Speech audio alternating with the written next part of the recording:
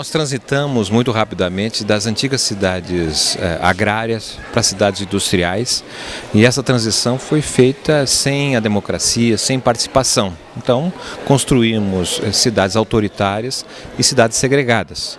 Em São Paulo, como a gente sabe, 70% dos empregos estão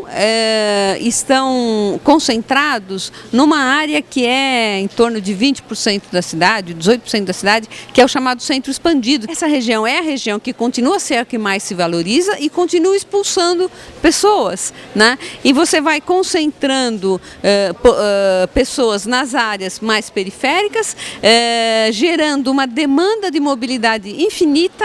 Por mais que o poder público atue, né, a demanda sempre parece crescer na frente, né, mas isso está ligado a esse processo. Eu não diria todo, mas a maior parte dos investimentos, a maior parte dos investimentos, inclusive em manutenção da cidade, ele é gasto para a área mais rica da cidade, que é objeto de um mercado imobiliário altamente especulativo.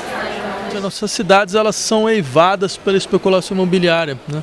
Acho que é um dos elementos mais decisivos nessa destruição da experiência urbana, né? E não há políticas efetivas, reais, de combate à especulação imobiliária. A posse de um imóvel, por exemplo, se transformou num verdadeiro investimento, quer dizer, sendo que, na verdade, é a posse de um bem social. A produção de desigualdade territorial na cidade é um reflexo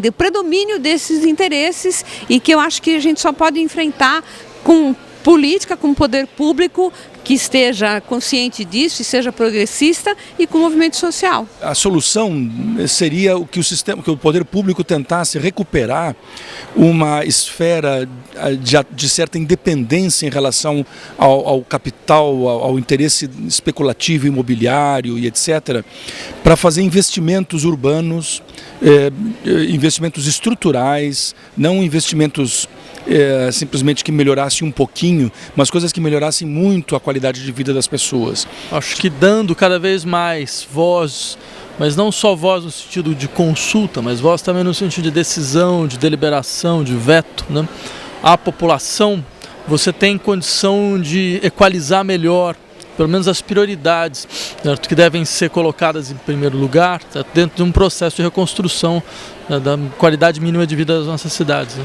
Enquanto mais nós insistirmos, né, em modelos de cidades industriais, ou seja, cidades estendidas, em que as pessoas moram cada vez mais distante do centro, e há uma desconexão entre áreas de lazer, áreas de educação, áreas de trabalho e a área de moradia, mais nós estaremos forçando a desigualdade e a segregação nas nossas cidades. O essencial é diminuir a desigualdade de renda, diminuir a desigualdade de classe, e não simplesmente a desigualdade territorial. Quer dizer, não é simplesmente botar pobres e ricos vivendo lado a lado, mas é fazer com que os ricos não sejam tão ricos e os pobres não sejam tão pobres. Nós precisamos mudar a sociedade e as cidades.